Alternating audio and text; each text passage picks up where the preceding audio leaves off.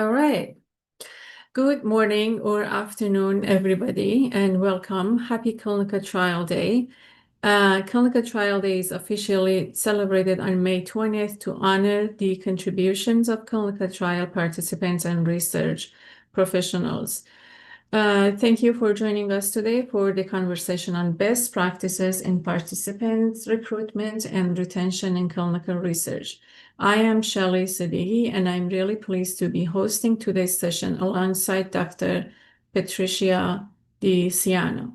This is one of those topics that almost everybody in clinical research has a relationship with, and sometimes a successful one, and sometimes one that makes you rethink your life choices just a little. So because we all know recruitment rarely goes exactly according to plan, even when everything on paper looks perfect. So across the industry today, we're seeing increasing pressure on recruitment, timelines, study complexity, participant engagement, and retention outcomes. And at the same time, expectations around patient experience and study quality have never been higher.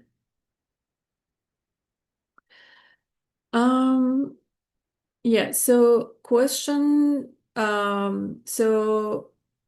right. So the question is now is no longer how do we recruit in clinical trials. The question, in my opinion, is how do we recruit better and keep participants engaged throughout the journey. Sorry, one second. I need to check if I need to admit anyone.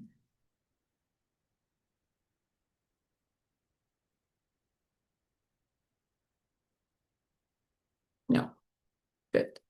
Okay, so before we go ahead, I also want to briefly share something from my own experience in clinical research. In my earlier work with clinical research, with research hospitals and private clinics, I was directly involved in participant recruitment and study coordination. Over time, I became one of higher enrollers in the studies I was managing, and eventually colleagues and even my boss was asking me what I was doing differently. And now when I reflect on it, it wasn't a complex system or secret formula. It came down to something much more human.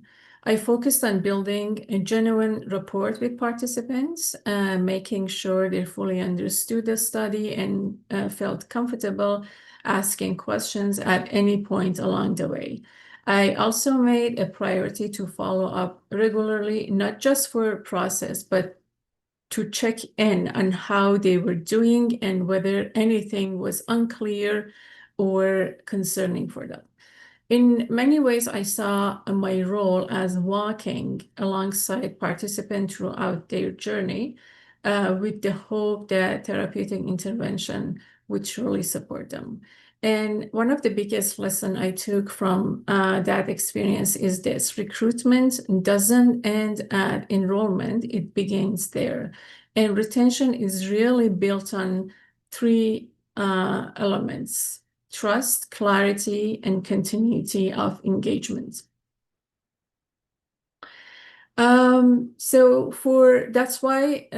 That's the reason exactly why today's conversation matters so much. We will be exploring practical recruitment strategies, participant engagement approaches, retention, best practices, and real operational insight from the field.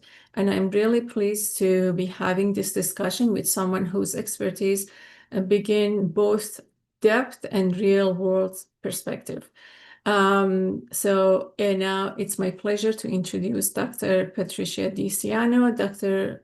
Patricia DiCiano, thank you again for being with us today. We truly appreciate your time, and we're looking forward to your insight and the discussion ahead. Great. Thank you for that introduction and for the preamble. Really interesting to hear about your experiences. I'm glad to be here on Clinical Trials Day. I actually didn't even realize it was Clinical Trials Day. I'd forgotten until just now. So thank you for reminding us about that. It's great to be here. And I'll be presenting about something that I think is quite important, obviously for the success of clinical trials, to be able to recruit and retain participants is key. And for those of you based in the Toronto area or who visit Toronto and have been on the subway in Toronto, you may have seen our ads. We study cannabis and driving. So there's ads all over the subway. Every time I talk to someone in Toronto about what I do, they say, "Oh, I've seen your ads on the subway." So I'll be talking a little bit about some of those recruitment strategies and how to find participants. I am currently a scientist at Center for Addiction and Mental Health in Toronto and an associate professor at University of Toronto. I work with cannabis, which is considered a drug in Canada, and therefore, well, for studying it for therapeutic reasons, obviously it's considered a clinical trial.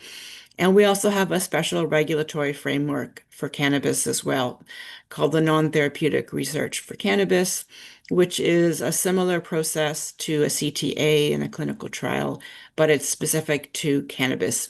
Cannabis is a regulated product in our country. Even though it's legal to use for recreational purposes, it's still highly regulated for research.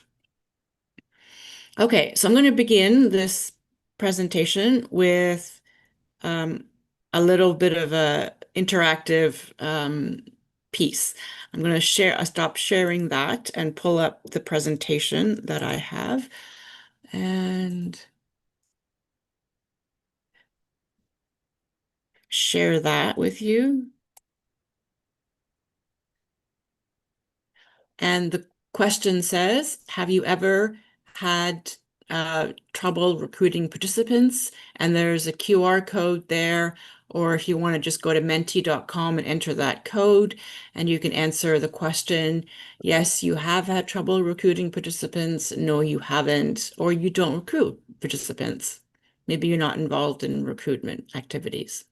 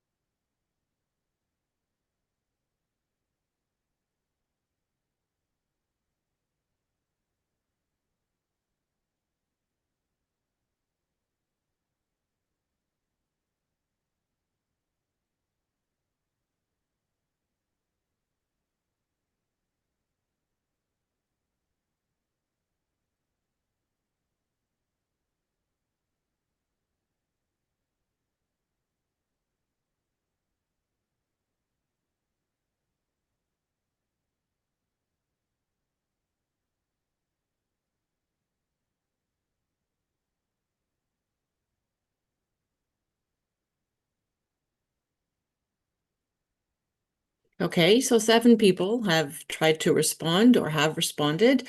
So it looks like, oh, there's an 8th person coming in now.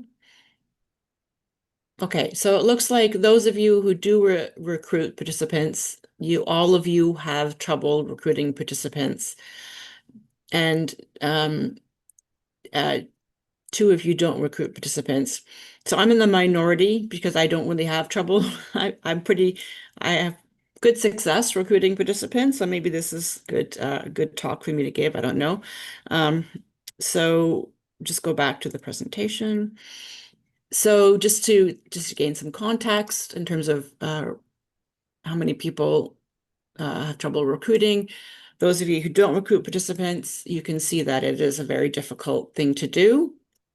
I have these statistics that I found on a website somewhere, and it's consistent with what I've seen. I've seen a number of statistics around from a number of various sources that, a lot of people have trouble recruiting. And these statistics here, 90% agree that their studies are falling behind due to delays in patient recruitment. And I've also seen statistics that a certain percentage of clinical trials never recruit even a single participant, or a certain percentage fail, like 50% fail because of recruitment. So it's really difficult. I don't have all of the statistics, but it is quite a challenge. And of course, post-COVID, I think we're also seeing an adjustment. During COVID, everything shut down. And it's been difficult to get people back into the lab. It's difficult to get people to do things in person. As you can see, we're giving a talk by virtual. Lots of people have moved to a virtual um, me methods for recruitment, or just in general have transitioned to virtual communications. So, oh, here are some statistics from this source here. 11% of clinical research sites fail to enroll even a single participant, so that's quite a lot. 37% of sites under-enroll. Recruitment can take up to 30% of development timeline. So recruitment can take a long time, developing recruitment strategies, even revising recruitment strategies. If things don't go well, you need to rethink your strategies. And about 1.2 billion US dollars is spent on this activity. I'm not sure if that's across all clinical trials, but certainly in my studies, I budget a lot for recruitment. I budget at least $20,000 a year for recruitment, if not more. Whenever I submit a grant proposal, I get critiqued for how much I budget for advertising, but I always reply that we need to have a robust recruitment strategy, especially if we're going to recruit women and people across different ethnic groups, which I'll get to a bit later on in this talk. So what are some of the consequences of not recruiting? So of course we have underpowered studies. So of course we know that our ability to detect an effect in any kind of statistics or mathematical modeling depends on how many participants we have. The more participants we have, the more likely we are to see an effect if it's there. So if we don't have enough people in our studies, we won't see an effect, which leads to this third consequence here, that we have a loss of scientific knowledge, because we won't be able to necessarily, if a drug is working for a specific indication, we won't be able to know that, and we can't market it. We don't have the ability to communicate about those findings. It's becoming more acceptable now to publish studies that have negative findings. So it used to be the case that if your study didn't find an effect, you couldn't publish. Now there's a recognition that even a lack of effect is important. However, if your study is underpowered, if there are too few participants in your study, you will have trouble publishing and even getting the information out there. People don't want to see underpowered studies. And also with having too few participants, even if you are able to see an effect, chances are you won't have good representation across all groups of people, across all ages, sexes, genders, races. And we'll get back to this a bit later in terms of opening up our recruitment strategies to various groups. And of course, if we have poor recruitment, that will lead to delayed studies, increased costs, and project delays, which is the most obvious consequence of poor recruitment. Poor recruitment. Okay, so what motivates participants to be in clinical studies? Perhaps if we know a little bit about what their motivations are, we can design our studies with this in mind, to potentially motivate people, or to use advertising strategies that are motivating and enticing to people without being, of course, without being misleading. We have to be aware that we have to be fair and objective in our advertising. Okay, the number one motivator, here's where we have the division between phase 1 and phase 3 treatment, phase 1 and phase 2 and 3. So phase 1, of course, where we're looking at first in human studies, where we have high risk to the participant of adverse events. In fact, there would be adverse events because you're looking at a phase 1 study and there's no inherent benefits to the participant usually because you're not looking at treatment effects here. You're just looking at safety, pharmacokinetics, tolerability. This is where we see, you know, really high compensation. So phase 1, these are old numbers, but the patterns and the trends are pretty much consistent. In phase 1, we see a lot more payment for clinical trials, where in phase 2, 3, and 4, we see less reimbursement, partly because people are getting treatment for their illness in phase 2 and 3. So their primary motivation would be for getting treatment for their illness, probably, rather than compensation or money. So if you're looking at a phase 1 trial, obviously compensation or money would be a number one motivator as opposed to phase 2 and 3. What else motivates participants? Well, is a whole bunch of things that are just kind of listed here. So lower doses of an investigational product is motivating because it's less likely to produce an adverse event. It's probably perceived as being safer to the participant. So if you're using a low dose, you may want to put that in the consent form or tell the participant that it's a low dose so they're aware of that. Some participants are motivated by clinical trials with large numbers of participants because they feel safer in the clinical trial. And some participants want to be the first participant in the clinical trial. I've had people be really excited to be in small studies because they feel they're really contributing or they feel like they're really on the edge of something really exciting. Less frequent dosing, obviously, is more motivating. It'd be easier to be compliant with the study drug administration if there's less frequent dosing. Obviously, participants don't want to be taking drug 4 times a day if it could be just taken once. Route of administration, obviously oral route of administration is more motivating than any of the other routes, such as sublingual, which can have a taste to it or can be unappealing. Under the tongue is sublingual, or if it's intravenous, of course, requires needles, or subcutaneous under the skin requires a needle. So routes of administration that are easier to take, like oral, are preferred. The ability to access the medication or how much access they have to the medication in their general lives. So I know I've had people participate in clinical trials because the medication is available on the market, but they have to pay for it. It's not covered by their insurance.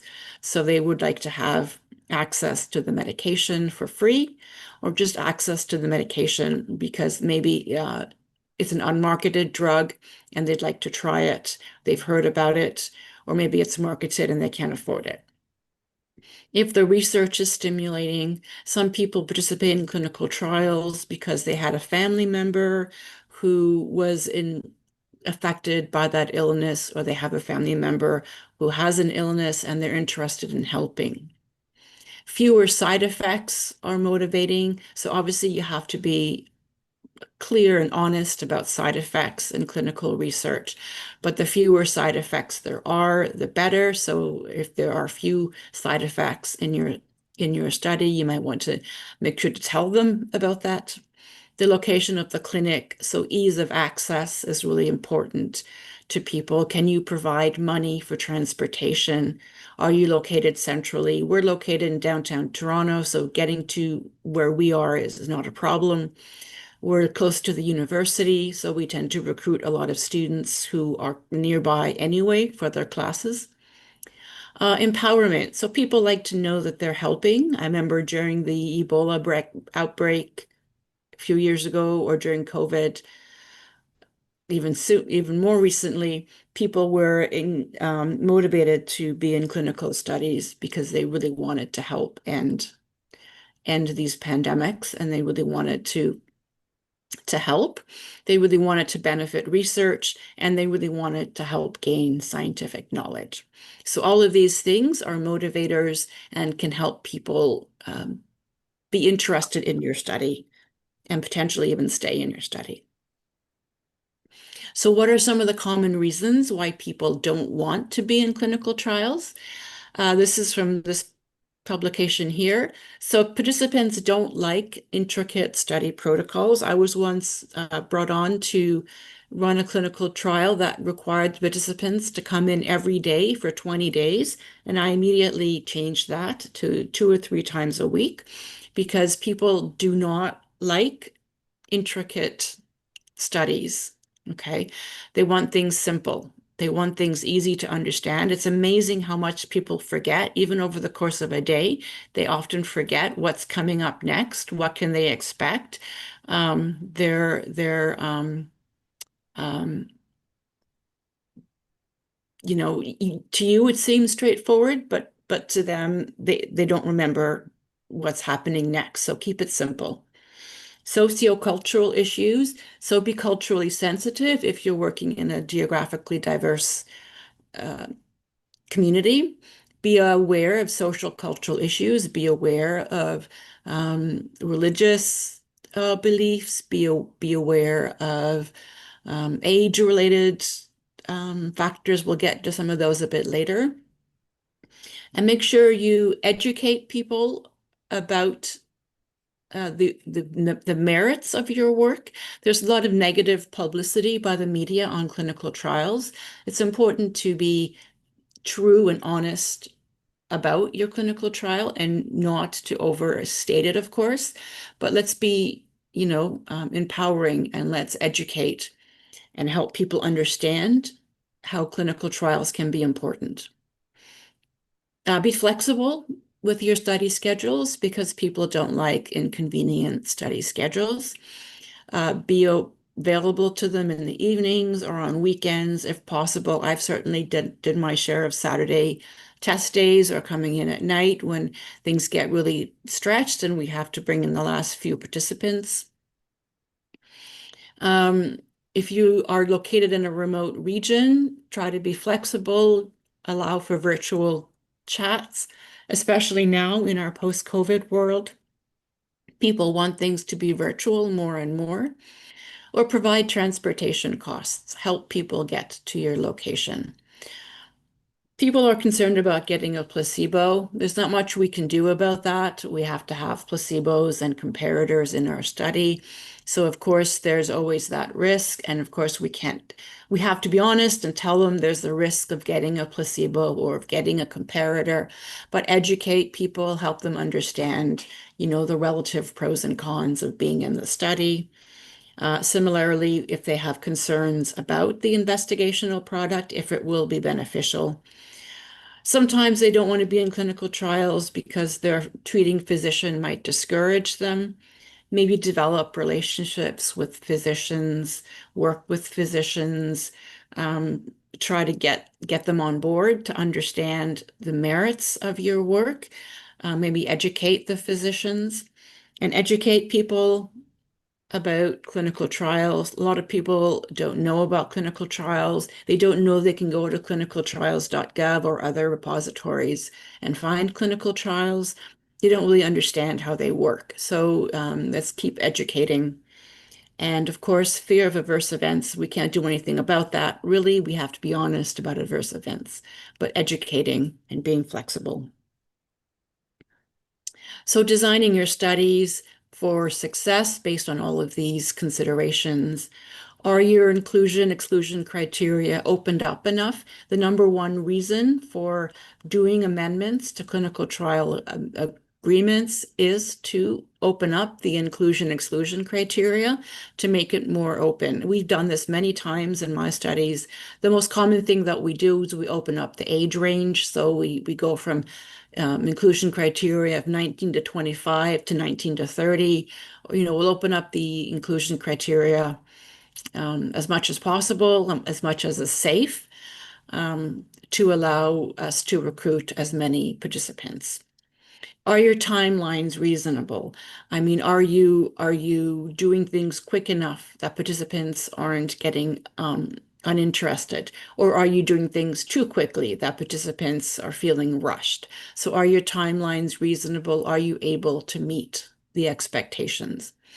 Really important, the lag from enrollment to start of the study. I find the longer participants have to wait to hear about whether they're eligible, the more likely they are to drop off. Similarly, if you do tell them they're eligible and then you wait a month to start the study, they're going to drop off. We had a situation a few years ago where we had about 30 people eligible and enrolled and lined up. And then we ran into a problem with our regulatory submission, and we had to pause the study for about a month. And then when we came back to the study, all of those 30 people had dropped off in just 1 month. We lost all 30 people. So the lag from enrollment to study start is really important. Be aware if there are multiple sites in the city that are competing with you. Keep an eye on the competition. Make sure you're not doing competing clinical trials. And think about remote screening and telehealth. Can you do things virtually? Can you even visit people in their homes? Is that even possible? How flexible can you be? Know your potential pool. So know your demographics, know your age, gender, race. I know Toronto is very diverse and it's broken up into little communities.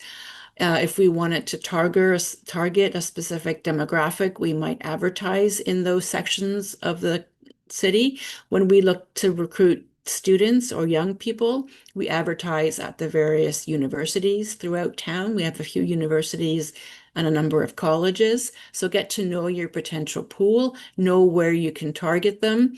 Um, you know, consider putting representative people in your ads. When we target recruit females specifically, we make ads with females in the pictures so that there's representation of the female. Know your potential pool. Where are they? If they're all located in a rural part of town and you're in the center, you need to consider that when you're designing your study. How can you accommodate people coming in for long trips? Consider values, religion, culture, in terms of being culturally sensitive to different beliefs. Research experience, so know if people are new or if they're repeating clinical trials. You may have a different relationship with someone who was conducted many clinical trials. I once ran a clinical trial where I had one participant come and he immediately told all his friends, and they're just a group of people who go through um, all clinical trials in the city and just do clinical trials. Kind of that's what they do for a living. They just do clinical trials.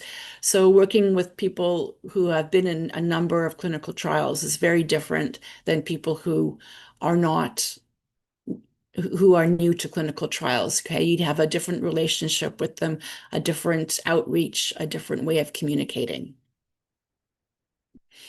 And similarly, with recruitment, we also have to think about adherence to the protocol, what keeps people in a study, what keeps people retained in a study. So here are reasons why people don't stick to a study. So one is relocation or migration to another place.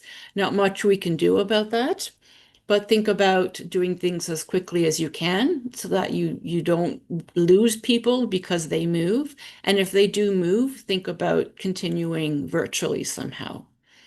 Of course, adverse events happen and we can't do anything about that, and they would withdraw, understandably.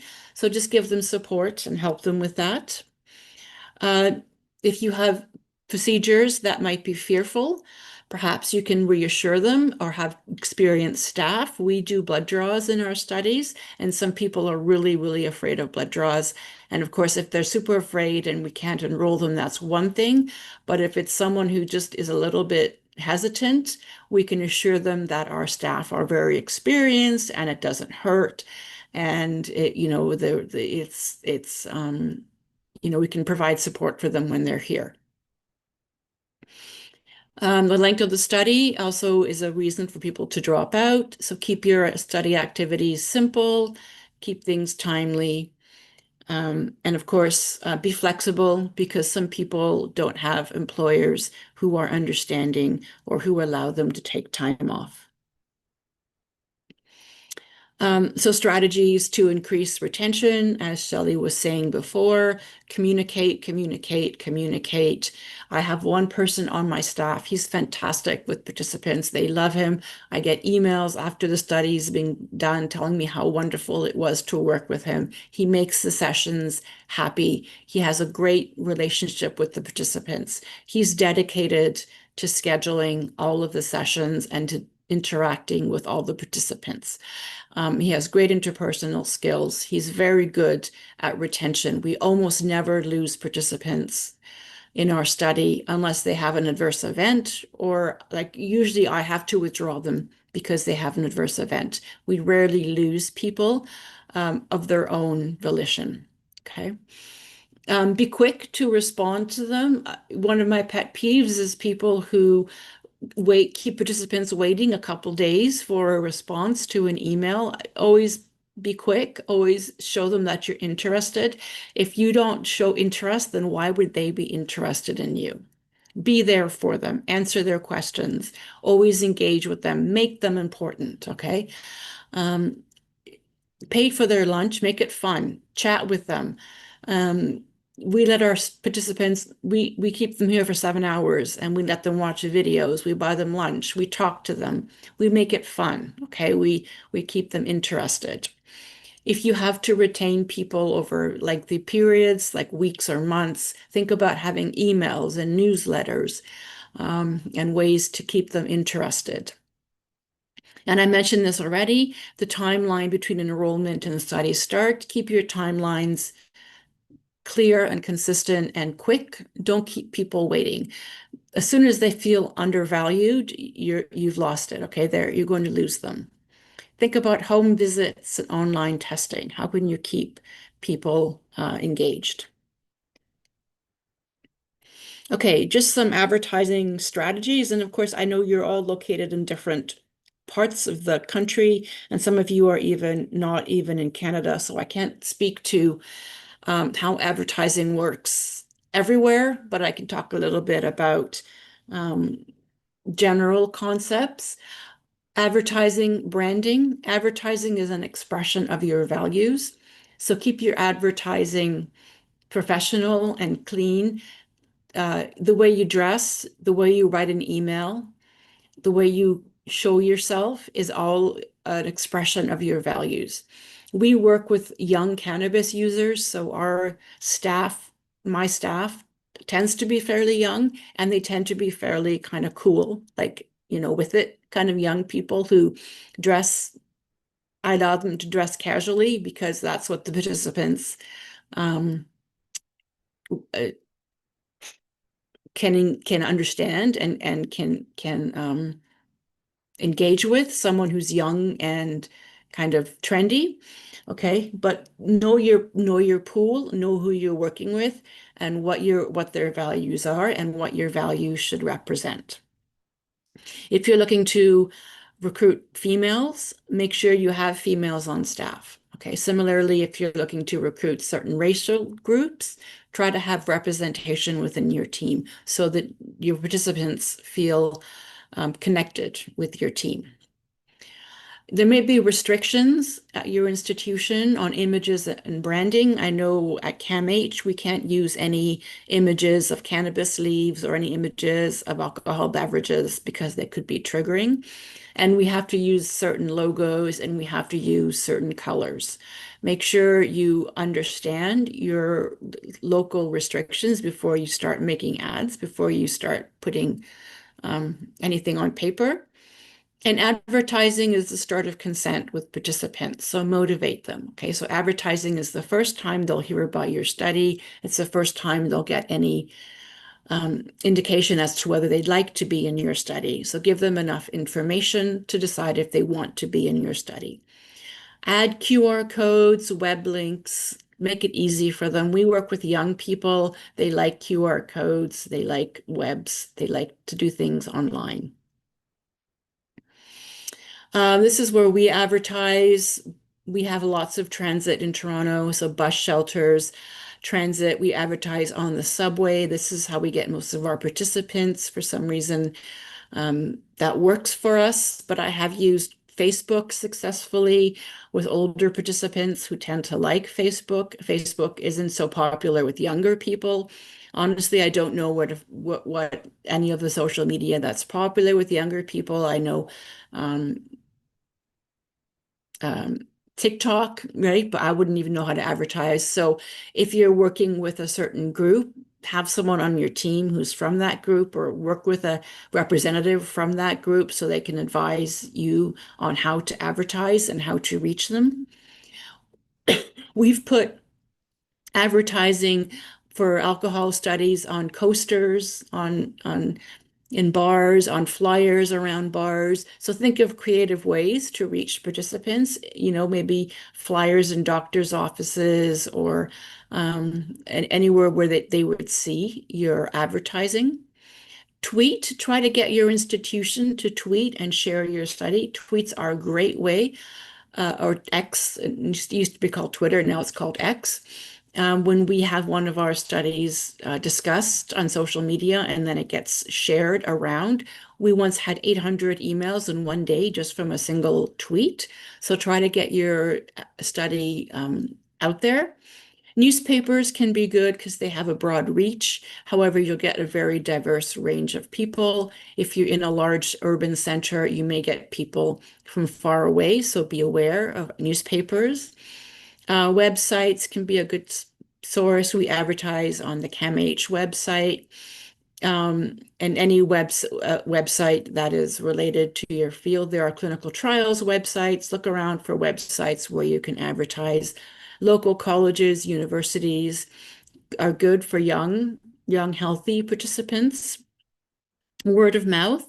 We often give benefits to people who give word of mouth referrals. So if somebody completes the study and they were referred by somebody, the person who referred them will get like a $20 gift card or whatever. So we give benefits for referring.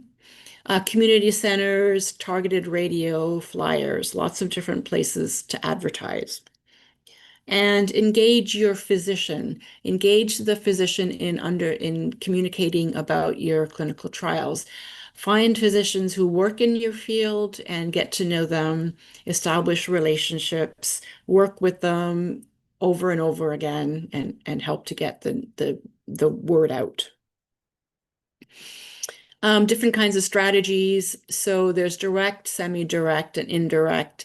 So direct is if you contact people from previous studies. So it's like a one-to-one mapping. So if you have a database of people who agreed to be contacted, you can reach out. There's word of mouth, there's pamphlets. This is really, really effective for targeting people who you know might be eligible, for getting out there and finding people. Semi-direct, Facebook offers this nice feature where you can select certain demographics for advertising, age, smoking status, all kinds of things, and you can have your ads shown only to those demographics. You can put posters in clinics, email blasts to participants, and indirect would be subway, newspapers. You're going to get general audiences, lots of feedback. From indirect, it's often the most expensive as well, but you'll get the most response. Although if people are eligible is a different question, because what you can say in your ads is very limited, so you're probably going to get a lot of people who are not eligible. So direct is probably the best way of getting people who are eligible, but you'll have a smaller pool, whereas indirect, you'll have a big pool and fewer will be eligible. Okay, should I ask for if there are any questions before I continue?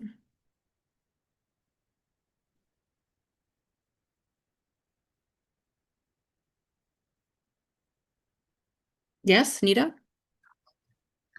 So my question is like, as you said, many participants they are dependent on the clinical trials, um, the finances they get from the clinical trials. So how much is exactly the finances that they're living uh, on these finances? How much are they paid? Is that what you're Yeah, asking?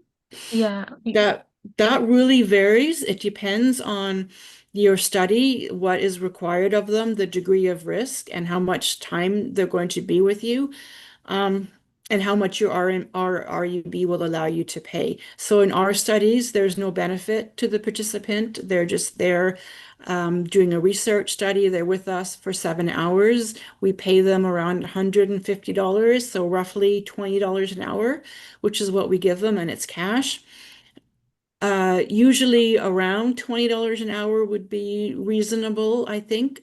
It can't be too much, because if it's too much, then people will be in the study just for the money, and that's considered unethical by some ethics boards, because there's always risk. So you don't want people to be persuaded by the money when there's risk involved. Having said that, if it's a phase 1 trial, which is very high risk and there will be adverse events, the compensation can be in the thousands for a weekend of their time. So it really depends on the phase of the study and the commitments. If you're unsure how much to pay someone, I would suggest that you seek advice from your ethics board before you start budgeting, before you start planning, and get some guidance for your study. yeah. So I have another question if I'm allowed to ask that. Mm-hmm. So, are the people who are on their last stages and critical conditions, they are also included in clinical trials? The people who are the yes, people who are terminal, yes, they can be, and in some cases that would be almost yes. That for in some trials, like for cancer trials, where Yeah. the outcome is survival, that could be they could be involved in clinical trials if they're terminal. But generally, I think you probably would be looking for people who are healthy, unless that's an outcome or part of your clinical trial. Okay. Thank you. Mhm. Okay.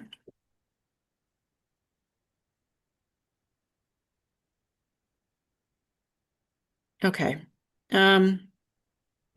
So we only have about 10 minutes, so I'm going to skip through this. Should I just end it there and leave it for questions, Shelley? Well, I encourage everybody to ask questions, put it in the chat or speak. We have people from Calgary, from I guess Toronto. So we have it from Canada, and we have people from Middle East. I would encourage everybody to just share your information or challenges. Like, what is your top challenge in patient recruitment or retention or both?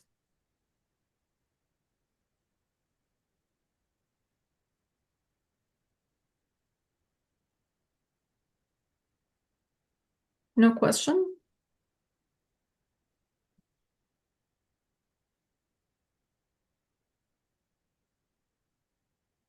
Madam, I have a question.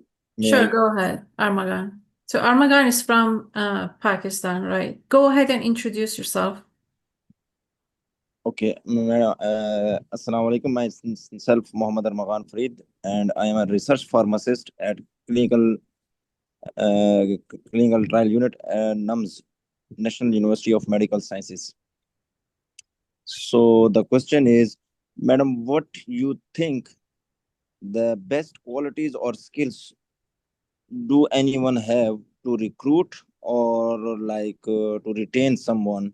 Like if I'm the person, I have to recruit someone, what you think that qualities I may have that will give me an opportunity or will make me easier to get communicate or to get a participant to be included in my study? That's a good question. And when I hire people for my studies, what I look for, number one, is interpersonal skills. So do they make eye contact? What are their communication skills like? You know, do they easily converse with people?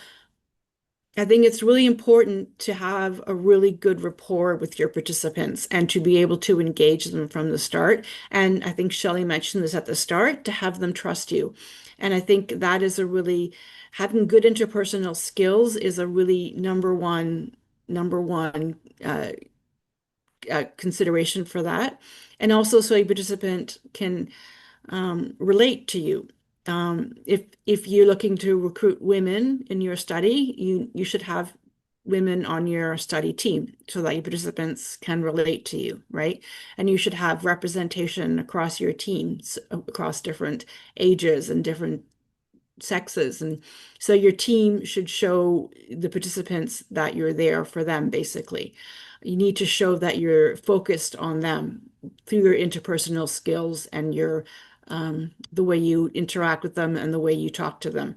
It's important that they're good on email as well, because email is a lot of people like to communicate on email and sometimes on text. If your institution allows texting, make sure they're good with email and texting and they're able to communicate effectively. A lot of participant work is scheduling. People call at the last minute and they want to reschedule their sessions, or they want to do this or do that. It's important that you're available to them and you're able to interact with them and be there for them.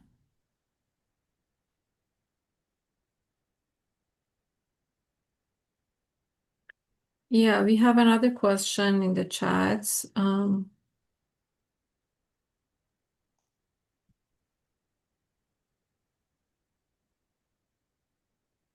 don't think I see it anymore. There's a question from Jordan. What's the best way you have kept people engaged? I think one thing we tried years ago, it was a smoking study, and we asked smokers, to stop smoking for 5 weeks. And that was really hard. We actually had a really hard time keeping people in the study because smokers don't like to abstain for 5 weeks. So what we did was we paid them $30 every time they came in and their urine was negative for nicotine, for tobacco.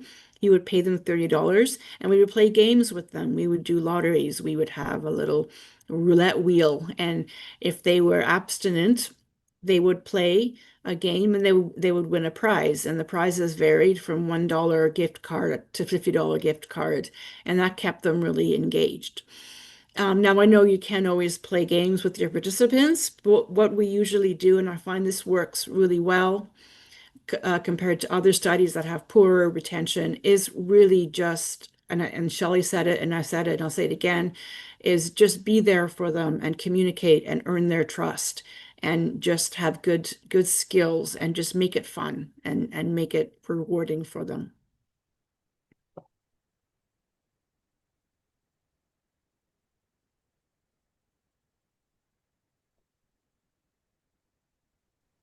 I have a question. One last question, madam. What ethical concerns may arise when using branding images, as you told that use images, QR codes, and make it more informative for the participant? But there is a chance to have a privacy issue or informed consent issue during sharing the informations. And we right now we have a studies, but we were the sponsors said not to advertise these that we want participants. So what best way we can deal with these type of issues? Yeah, so that is a good question. And we've had a lot of back and forth with our institution in terms of using QR codes and using online surveys because there are privacy issues around anything that's done Yeah. online. So the way we've got around it is we have a QR code that goes to a name and contact information, and that pipes us into a survey.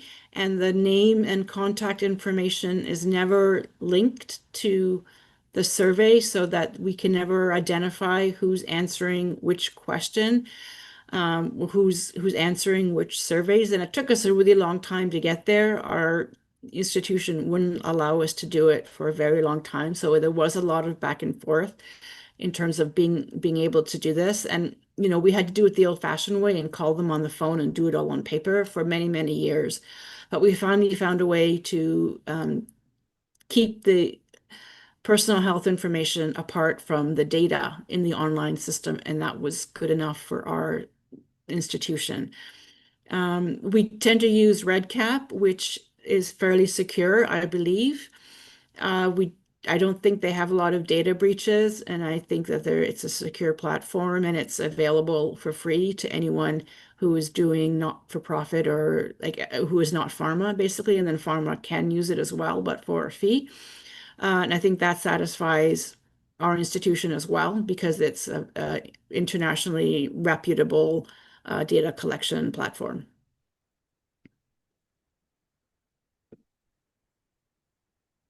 Did that answer your question, Armagan? Yeah, madam. Thank you. Thank you. Thank you so much. Okay, there's a question. You said not to have the reimbursement for the trial be too high because they'll just be there for the money. Would you say it's very important for the participants to care a lot about the trial and the results? Yes, I would say it's important for them to care. And in fact, now in GCP R3, revision 3, this is new. It has to be in your consent form that you'll tell them where the trial results will be. Before that didn't have to be in the consent. So now it's required that we tell them where they can find their results. And sometimes people do ask for the trial results and we'll keep their name, and when it's published or when it's available, we'll email them and send it to them. But we do try to keep them interested in the results, and we do try to keep them interested in the study. And we do chat with them during the time that they're with us about their interest in the study and about the broader implications.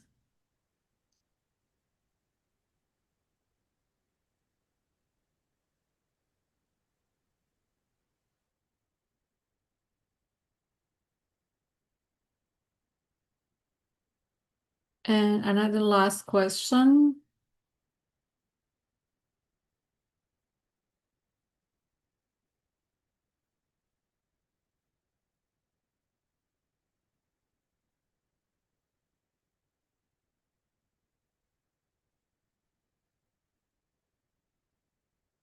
No question at all.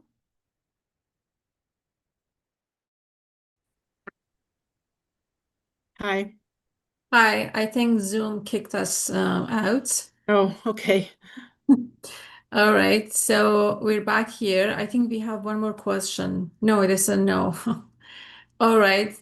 Well, thank you No. so much. It's 1 o'clock. I think it's time to close our session. Thank you so much, Pat, for your um, insights. Very informative. And thank you, everybody, for participating. Feel free to send us questions or any help you need with clinical trial from whatever you do, very simple from might be survey type of clinical studies all the way to cancer last stage clinical trials. Feel free to send out your questions. Thank you, everybody. Thank you. Bye-bye.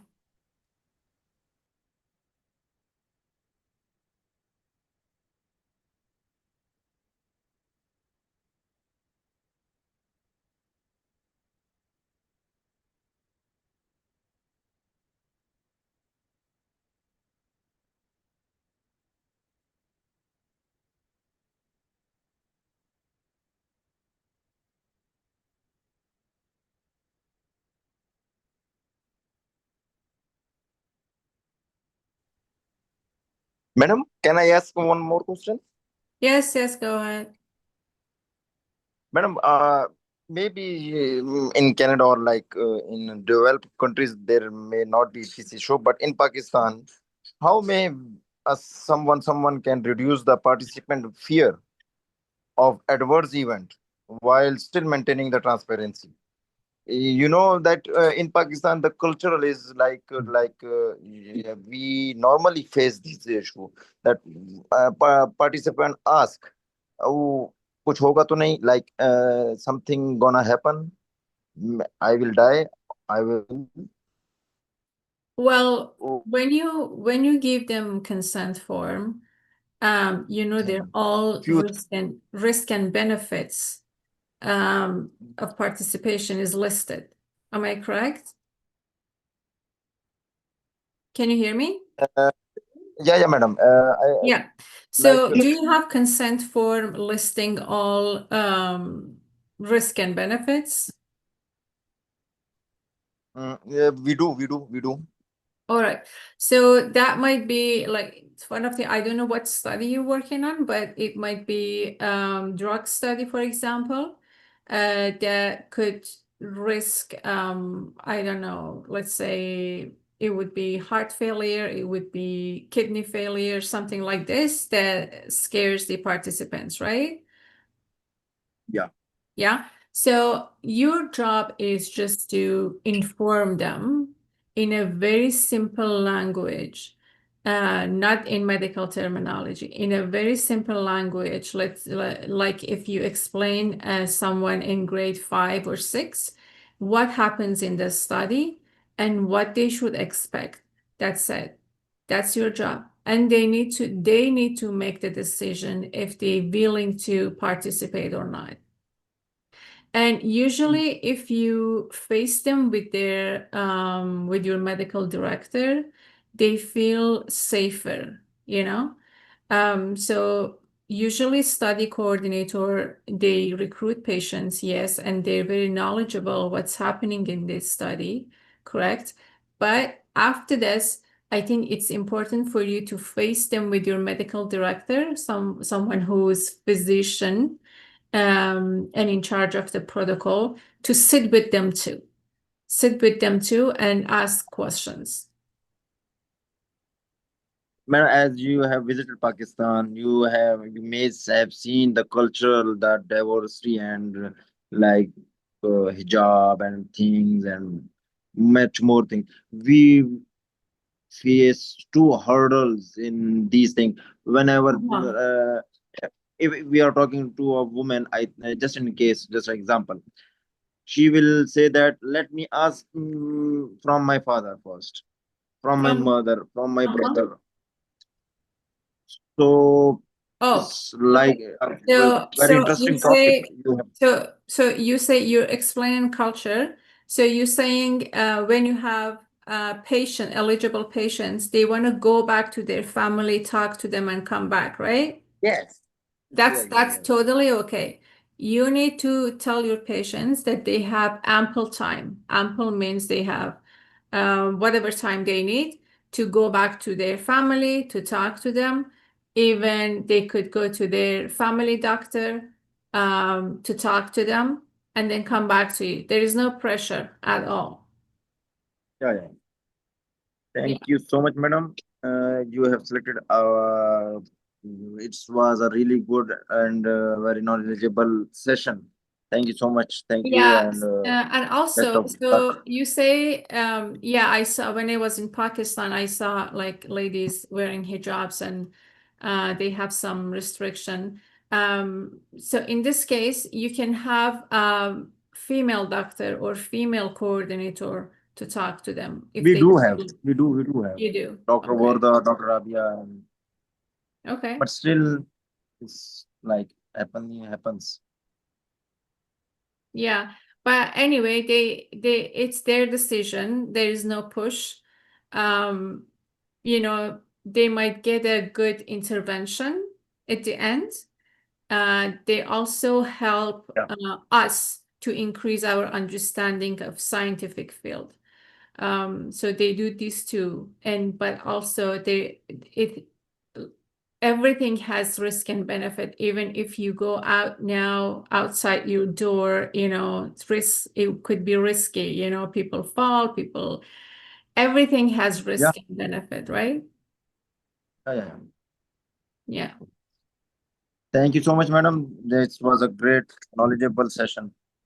Yeah, thank you for What joining will be the us, next one? Ramadan. I'd like to talk to you at some point later.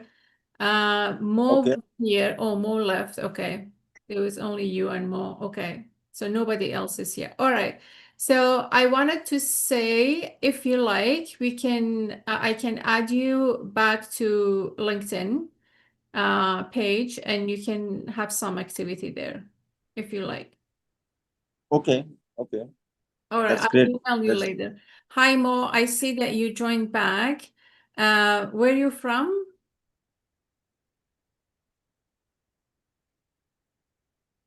Mo, can you hear me?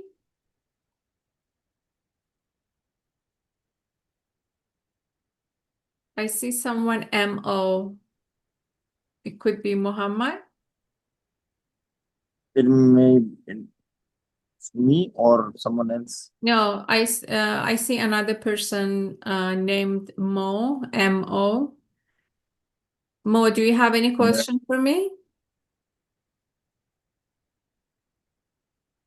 No. Oh, he says no. All right. All right. Well, thank you for joining. Thank you, Armagan. If you don't have any question, then I have no question, but the question is, what will be the next topic and when will be the next webinar? I'm eagerly waiting for the. This was a good and very yeah. knowledgeable session. So send me the topics that you all want to have, whatever session, whatever that you think it's needed. And I create Risk a webinar for it. Sorry? risk mitigation, risk management, Risk risk. medication Yeah. and mitigation in clinical trial. Yeah, that's a very good one. Yeah. Also, project management in clinical trial, I thought it's a good one for everybody to have. All right, so risk mitigation, I put that on my list. That I think it's a good topic. It's like, I am weak basically in risk management, so I will learn. You're in risk management? I am saying that I am a little bit. I don't know more about risk management Okay, or mitigation you wanna know more or about risk management. learn Okay. from you. Or, Yeah. post. Okay. We'll do that. Well, thank you so much, Armagan. Thank you so much. Assalamu Thank alaikum. you. Bye.